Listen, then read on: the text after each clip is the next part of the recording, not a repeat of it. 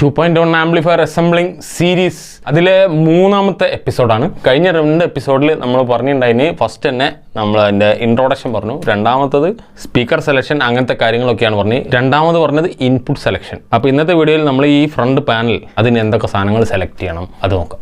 ഇനി വേണ്ടത് സാധനങ്ങൾ വാങ്ങാനുള്ള ലിസ്റ്റ്. അതിന് മുമ്പായിട്ടൊരു കാര്യം പറയാം, കഴിഞ്ഞ 2 വീഡിയോ ചെയ്ത് കണ്ടതിൽ എല്ലാവർക്കും ബോറടിച്ച്. കഴിഞ്ഞ 2 വീഡിയോ മീൻസ് ഈ ആംപ്ലിഫയർ അസംബ്ലിംഗ് സീരീസിലെ 2 വീഡിയോ, അതിൻ്റെ ബേസിക് കാര്യങ്ങൾ, അതായത് ഒരു പ്ലാൻ, ഒരു സർക്യൂട്ട് ഐഡിയ, ഇതൊക്കെയാണല്ലോ നമ്മൾ പറഞ്ഞിട്ടുണ്ടായിരുന്നത്. അപ്പോൾ അതൊക്കെ കേൾക്കുമ്പോൾ തന്നെ എല്ലാവർക്കും ദേഷ്യം പിടിക്കുക. എല്ലാവർക്കും ടക്കെന്ന് പറഞ്ഞ ആംപ്ലിഫയർ ഉണ്ടാക്കണം, എങ്ങനെ ഉണ്ടാക്കണം, ഏതുണ്ടാക്കണം, അങ്ങനെയൊന്നും അറിയാൻ താല്പര്യമില്ല. എല്ലാവരും പറയുന്നത് നിങ്ങൾക്ക് ഒരു ആംപ്ലിഫയർ ഉണ്ടാക്കി കാണിച്ചാൽ പോരെ, എന്തിനാ അതൊക്കെ പറയണേ, അങ്ങനെയൊക്കെയുള്ള അഭിപ്രായങ്ങളാണ് കൂടുതൽ.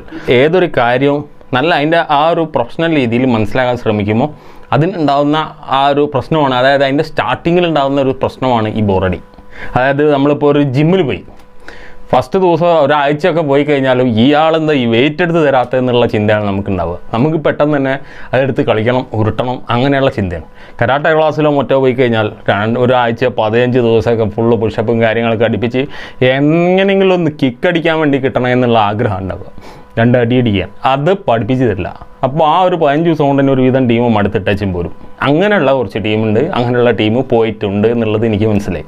അങ്ങനെയുള്ളവർ ഈ കഴിഞ്ഞ 2 എണ്ണം കേട്ടിട്ടില്ലെങ്കിൽ, അതേപോലെ നമ്മളിപ്പോൾ പറഞ്ഞ ഈ കരാട്ടയും ജിമ്മിൻ്റെ ആ ബേസിക് ചെയ്തില്ലെങ്കിൽ, പിന്നീട് വരുന്ന കാര്യങ്ങൾ ചെയ്യുമ്പോൾ ഉണ്ടാകുന്ന പ്രശ്നങ്ങൾ, ബുദ്ധിമുട്ടുകൾ, സംശയങ്ങൾ, അതൊക്കെ നമ്മൾ മുന്നോട്ട് പോകുന്നതിനെ ബ്ലോക്ക് ചെയ്യും, അതിനൊരു ബുദ്ധിമുട്ടുണ്ടാക്കും. ഇപ്പോൾ നിങ്ങൾക്ക് ആലോചിച്ച് നോക്കിയാൽ ആ വീഡിയോ കണ്ടവർക്ക് ഇൻപുട്ട് സെലക്ട് ചെയ്യേണ്ടത് എങ്ങനെയാണ്, സ്പീക്കേഴ്സിൽ എന്തൊക്കെ വരും, അതായത് ഇത് ഏത് രീതിയിൽ ചെയ്താലേ ക്ലാരിറ്റി ഉണ്ടാവുക എന്നുള്ളത് മൊത്തം ഞാൻ പറഞ്ഞു കഴിഞ്ഞു. ഇനി ഞാൻ ഒരു സീരീസിൽ പോലും അങ്ങനത്തെ ഒരു കാര്യം പറയാൻ പോകുന്നില്ല. അത് നിങ്ങളുടെ ഇഷ്ടമാണ്. അതിനുള്ള സംശയം ചോദിച്ചാൽ പോലും ഞാൻ ഉത്തരം പറയില്ല, കാരണം അത് കാണാത്തത് കൊണ്ടാണ് ആ സംശയം അവിടെ വരുന്നത്. എല്ലാ ബേസിക്സും പറഞ്ഞു കഴിഞ്ഞു, ഇനി ബേസിക്സ് ഇല്ല, ഇനി ഫുൾ പ്രാക്ടിക്കലാണ്. അപ്പോൾ എക്സാമ്പിൾ നമ്മൾ പറയില്ല, ജിം, ഇനിയിപ്പോൾ അതല്ല, ഇനിയിപ്പോൾ ഏതൊരു കാര്യം ചെയ്യാൻ പോവുകയാണെങ്കിലും അതിൻ്റെ ആ ബേസിക്സ് അത് സ്റ്റാർട്ടിങ്ങിൽ കിട്ടാതെ അങ്ങോട്ട് പോകുമ്പോഴുള്ള പ്രശ്നങ്ങൾ വളരെ വലുതാണ്, വളരെ ബുദ്ധിമുട്ടാണ്. അപ്പോൾ അത് പഠിച്ചേ പറ്റൂ, അത് മനസ്സിലാക്കി പറ്റുള്ളൂ. ജസ്റ്റ് ഒന്ന് കേട്ടാൽ പോരെ, അത്രയേ ഉള്ളൂ.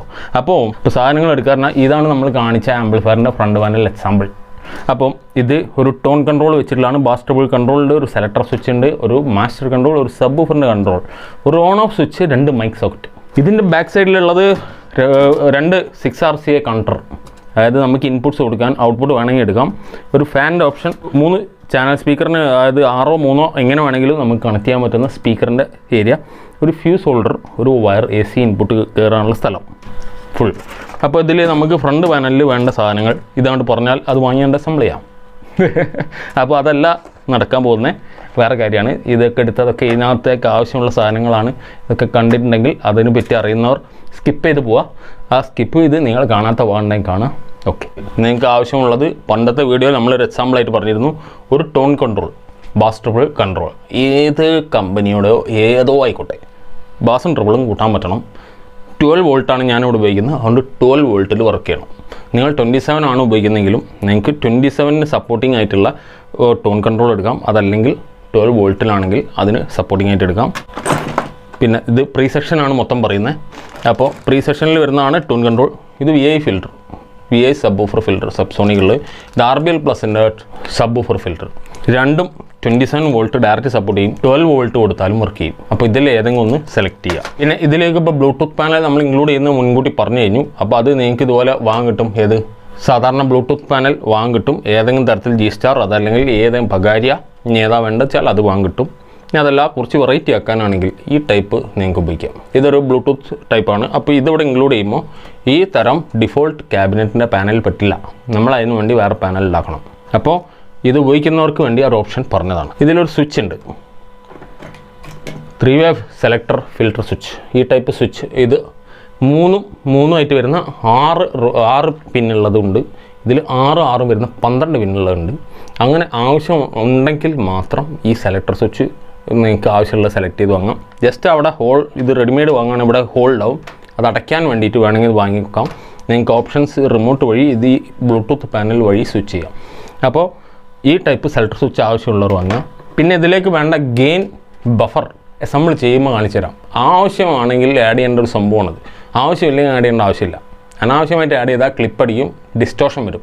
ആക്സസറീസ്, നമുക്ക് വേണ്ട ഒരു ആക്സസറീസിൽ വരുന്നൊരു ബോർഡാണ് 2.1, അതായത് 3 ചാനൽ സ്പീക്കർ പ്രൊട്ടക്ഷൻ. നിങ്ങളിപ്പോൾ 12 വോൾട്ട് അല്ല 27 അല്ലെങ്കിൽ അതൊക്കെ മേലെ ഏതെങ്കിലും വോൾട്ടേജാണ് ഉപയോഗിക്കുന്നതെങ്കിൽ നിങ്ങൾ ഡയറക്റ്റ് AC ഇൻപുട്ട് കൊടുക്കുകയാണെങ്കിൽ ഇതുപോലെ ഒരു സോഫ്റ്റ് സ്റ്റാർട്ട് ഉപയോഗിക്കുക. സോഫ്റ്റ് സ്റ്റാർട്ടിനെ പറ്റിയുള്ള ഫുൾ ഡീറ്റെയിൽസ് വീഡിയോ, അത് വർക്കിംഗ്, അതിൻ്റെ ഫംഗ്ഷൻ, കണക്ഷൻ എല്ലാം നമ്മൾ വീഡിയോയിൽ കാണിച്ചാണ്. അപ്പോൾ സോഫ്റ്റ് സ്റ്റാർട്ട് വാങ്ങി ഉപയോഗിക്കുക. എന്നാൽ നിങ്ങൾക്ക് അതിൻ്റെ സ്റ്റാർട്ടിങ്ങിലുള്ള ആ പവർ ഫാക്ടറിൻ്റെ പ്രശ്നങ്ങൾ മാറിക്കിട്ടും. പവർ സപ്ലൈ ആയിട്ട് ട്രാൻസ്ഫോമർ ആണ് ഞാൻ ഉപയോഗിക്കുന്നത്. അപ്പോൾ ട്രാൻസ്ഫോമർ അല്ല SMPS ആണെങ്കിൽ ഒന്നും ചെയ്യാനില്ല, ഡയറക്റ്റ് കണക്ട് ചെയ്താൽ മതി. ട്രാൻസ്ഫോമർ ആകുമ്പോൾ നമുക്ക് റെക്ടിഫയർ വേണം, കപ്പാസിറ്റേഴ്സ് റെക്ടിഫയർ ഇൻക്ലൂഡ് ആയിട്ടുള്ള റെക്ടിഫയർ സെക്ഷൻ വേണം. ഇതിപ്പോൾ പുതിയതായിട്ട് വന്ന RBL പ്ലസിൻ്റെ ഒരു റെക്ടിഫയർ സെക്ഷനാണ്. ഇതിൻ്റെ ഒരു റിവ്യൂ നമുക്ക് ചെയ്യാനുണ്ട്. അപ്പോൾ അതിനെ കൂടുതൽ ഡീറ്റെയിൽ ആയിട്ട് നമുക്ക് പരിചയപ്പെടാം. പിന്നെ ഇതിനകത്ത് ഇപ്പോൾ ഒരു 27 അല്ലെങ്കിൽ 12 വോൾട്ടാണിത്. ഇത് AC ഇൻപുട്ടാണ്. 2 സെക്ഷനേ ഉള്ളൂ. അപ്പോൾ ഞാൻ ഫാൻ, ഇതിൻ്റെ ഫ്രണ്ടിലെ ലൈറ്റ് അതൊക്കെ കണക്ട് ചെയ്യുമ്പോൾ കുടുങ്ങും. അപ്പോൾ എന്താ കുടുങ്ങുകയെന്ന് വെച്ചാൽ ഇതിൽ നിന്ന് ഡയറക്റ്റ് ഫാനും ലൈറ്റും കാര്യങ്ങളും മറ്റേ അക്സറീസൊക്കെ പ്ലേ ചെയ്താൽ അത് വർക്ക് ചെയ്യിച്ചാൽ നമുക്ക് ഹമ്മിങ് നോയ്സൊക്കെ വരും. അപ്പോൾ അത് ഒഴിവാക്കാൻ വേണ്ടിയിട്ട് നമ്മൾ എക്സ്ട്രാ അങ്ങനെയുള്ളതിന് ഇങ്ങനെ 12 വോൾട്ട് ട്രാൻസ്ഫോമർ ഉപയോഗിക്കാം, അല്ലെങ്കിൽ നിങ്ങൾക്ക് ഏതെങ്കിലും തരത്തിലുള്ള ബക്ക് ബൂസ്റ്റ് കൺവേർട്ടർ ഉപയോഗിക്കാം. ഫാൻ ഉപയോഗിക്കുമ്പോൾ ഈ ക്യാബിനറ്റിന് സൂട്ടായിട്ടുള്ള ഫാൻ ഉപയോഗിക്കാം. ഒരു ഫാൻ ഉപയോഗിക്കാം കറക്റ്റായിട്ട് പ്ലേസിങ് ആണെങ്കിൽ, അതായത് ഇതിൻ്റെ നേരെ ഫ്രണ്ടിൽ തന്നെ നമ്മൾ പവർ റാമ്പുകൾ പ്ലേസ് ചെയ്യുകയാണെങ്കിൽ നമുക്ക് ഒറ്റ ഫാൻ തന്നെ മതി, മാക്സിമം എയർ ഫ്ലോ ഉണ്ടാവും. അതല്ല ഇവിടെയൊക്കെ ഈ സൈഡിലേക്കൊക്കെ ആയിട്ട് വെച്ചിട്ട് ഫാൻ ഇവിടെയാണ് കിടക്കുന്നതെങ്കിൽ നമ്മൾ ഇവിടുന്ന് ഒരു എയർ ഫ്ലോ അങ്ങോട്ട് ഇട്ട് കൊടുത്തിട്ട് അവിടുന്ന് ഒരു എയർ ഫ്ലോ അങ്ങോട്ട് ഇട്ട് കൊടുത്ത് അങ്ങനെ 2 ഫാന് 3 ഫാനൊക്കെ വെച്ചിട്ട് ജനറേറ്റർ വർക്ക് ചെയ്യും പോലെ നമ്മളെ ആംപ്ലിഫയർ വർക്ക് ചെയ്തത് നമുക്ക് ഒരു ഫാൻ തന്നെ ധാരാളം, കറക്റ്റ് പ്ലേസിങ് ആയാൽ മതി. അതിനൊരു കൺട്രോൾ ഉണ്ട്. അതായത് ഇതിൻ്റെ ഫാൻ കൺട്രോൾ വെച്ചാൽ ചൂടാവുന്നതിനനുസരിച്ച് മാത്രം അത് അതിൻ്റെ അകത്ത് പ്രീസെറ്റ് അഡ്ജസ്റ്റ് ചെയ്ത രീതിയിൽ ഇത് ഓണാവും ഓഫാവും. അപ്പോൾ സ്റ്റാർട്ടിങ്ങിലുള്ള ശല്യം പിടിച്ച നോയ്സ് ഉണ്ടാവില്ല. പിന്നെ നിങ്ങൾക്ക് വേണ്ടത് കൺട്രോൾസ്. നമ്മുടെ 100K ഡുവൽ കൺട്രോൾ ലീനിയർ ടൈപ്പാണ് എടുത്തത്, ലോഗല്ല.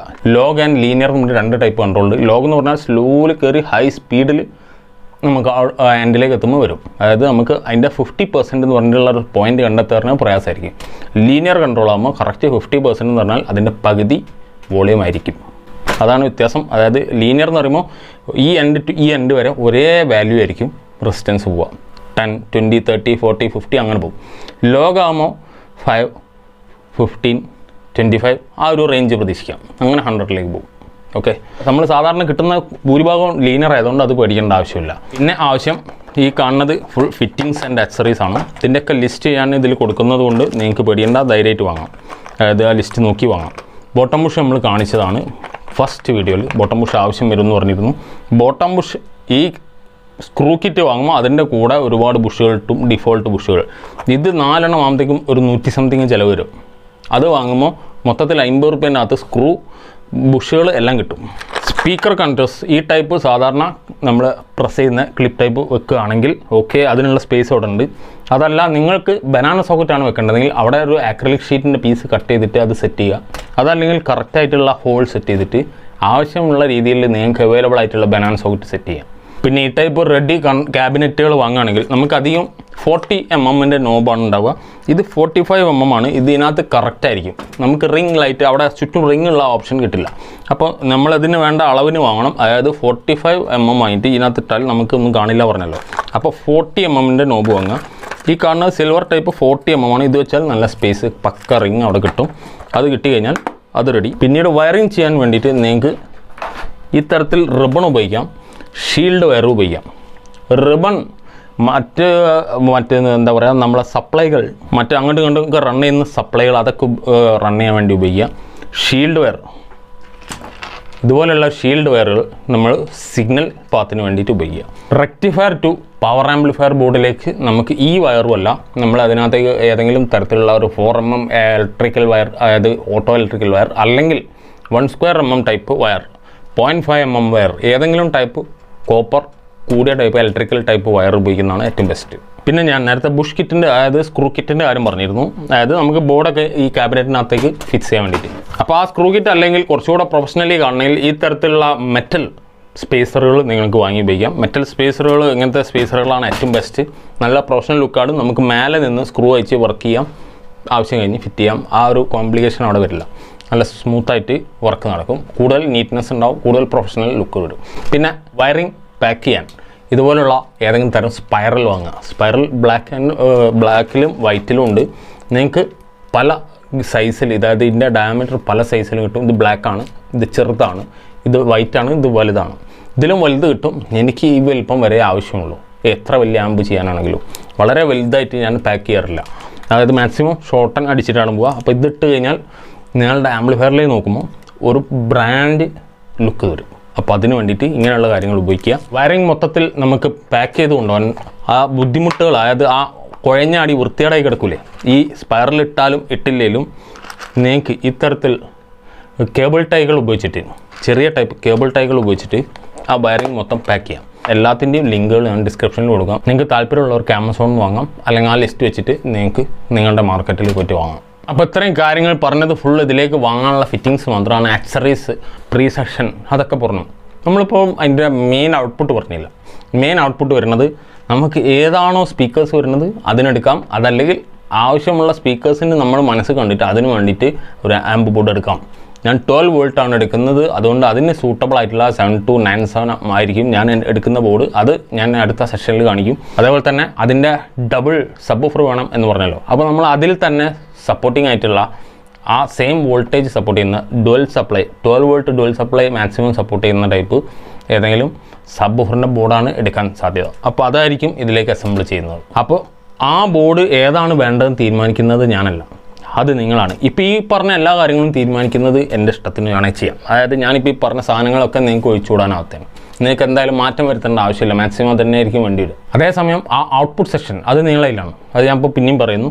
അപ്പോൾ അത് നിങ്ങൾക്ക് വേണ്ടത് ബോർഡ് ഏതാണ്, അതിനനുസരിച്ചാണ് പവർ സപ്ലൈ വരിക, അതിനനുസരിച്ചാണ് സ്പീക്കേഴ്സ് വരിക. പിന്നെ ഈ പറഞ്ഞ ആക്സസറീസിലുള്ള ഒരു സാധനം നമുക്ക് ആ ബ്ലോക്ക് ഡയഗ്രാമിൽ ആഡ് ചെയ്യാൻ കഴിയില്ല. നമ്മൾ മുമ്പ് കാണിച്ച ബ്ലോക്ക് ഡയഗ്രാമിൽ നമ്മൾ ഇതിനകത്ത് പറഞ്ഞ പ്രീ സെക്ഷൻ മാത്രമേ ഇപ്പോൾ ആഡ് ചെയ്യാൻ പറ്റുള്ളൂ. ആ പ്രീ സെക്ഷൻ ഞാനിപ്പോൾ അവിടെ നിങ്ങൾക്ക് കാണിക്കാം. ഇവിടെ ഈ പ്രീ സെഷൻ്റെ സ്ഥാനത്താണ് നമുക്ക് ഈ ടോൺ കൺട്രോൾ വരുന്നത്. ഈ EQ ആണ് ഉപയോഗിക്കുന്നതെങ്കിൽ ഇതും ആ പ്രീ സെഷനിലാണ് വരിക, അതായത് ടോൺ കൺട്രോൾ സെക്ഷൻ. നമ്മൾ സോഴ്സ് കാണിച്ചു കൊടുത്താണ് ഈ പറഞ്ഞ ഈ ബ്ലൂടൂത്ത് പാനൽ വരുന്നത്. നമ്മൾ സോഴ്സ് കാണിച്ചു കൊടുത്താണ് ഈ സാധനവും വരുന്നത്. നിങ്ങൾക്ക് ഡിജിറ്റൽ HDMI ARC ആണ് ഉപയോഗിക്കുന്നതെങ്കിൽ അത് ആ സോഴ്സ് കാണിച്ചു കൊടുത്താണ് വരുന്നത്. അപ്പോൾ അതിലേക്കുള്ള സപ്ലൈ, നമുക്ക് ഈ ടോണിലേക്കുള്ള സപ്ലൈ, പവർ സെക്ഷനിലേക്കുള്ള സപ്ലൈ, ഇതാണ് നമുക്ക് അടുത്ത് പറയാനുള്ളത്. അപ്പോൾ ഇതെല്ലാം എന്തുകൊണ്ടാണ് ഇങ്ങനെ പാർട്ടായിട്ട് കൊണ്ടുപോകുന്നത് എന്ന് നിങ്ങൾക്ക് മനസ്സിലായോ? അതായത് എല്ലാം കൂടെ ഒരൊറ്റ വീഡിയോ ആക്കി ചെയ്യാം, ഒരു അസംബ്ലിങ് വീഡിയോ.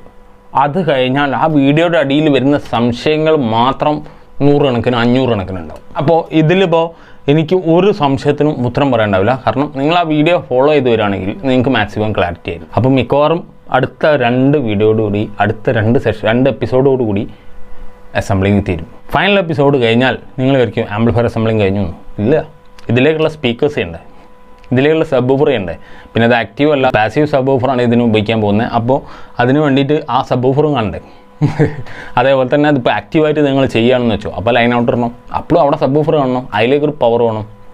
അപ്പോൾ അതെന്തായാലും ഇപ്പോൾ പെട്ടെന്ന് ഒരു ബിഗിനറായിട്ടുള്ള നിങ്ങൾ ചെയ്യാൻ സാധ്യത കുറവാണ്. കാരണം അത്രയും പ്രൊഫഷണലി, അത്രയും വൃത്തിയിൽ അത് അതിൻ്റെ ഔട്ട്പുട്ട് കിട്ടാനുള്ള ഒരു റിസ്ക് ഉണ്ട്. കാരണം ഇവിടെ നിന്ന് പ്രീ ഔട്ടാണ് വരുന്നത്. അവിടെ പ്രീ റിസീവ് ചെയ്യുമ്പോൾ അവിടെ വരുന്ന കോൺഫ്ലിക്റ്റ് ഒഴിവാക്കണം. അതായത് ഇൻപുട്ട് ആൻഡ് ഔട്ട്പുട്ട് ഇംപെഡൻസ് മാച്ചിങ്ങിൻ്റെ പ്രശ്നം അത് ഒഴിവാക്കണമെങ്കിൽ അത് മാക്സിമം ക്ലാരിറ്റി ആയിട്ട് തന്നെ പോകണം. അപ്പോൾ പഴയ വീഡിയോ കൊണ്ട് ബോറടിച്ചവർ ആ മുൻപ് പറഞ്ഞ കാര്യങ്ങൾ ഒന്ന് ആലോചിച്ചിട്ട് ആ കാണാത്ത ഭാഗങ്ങൾ പറ്റിയാലൊന്നും കണ്ടു നോക്കുക. വീഡിയോ ഇഷ്ടപ്പെടുമെങ്കിൽ ഒന്ന് ലൈക്ക് ചെയ്ത് സപ്പോർട്ട് ചെയ്യുക. അടുത്ത വീഡിയോ വരുമ്പോൾ കാണണമെങ്കിൽ പെട്ടെന്ന് തന്നെ സബ്സ്ക്രൈബ് ചെയ്ത് ഓൾ ബട്ടൺ അടിക്കുക.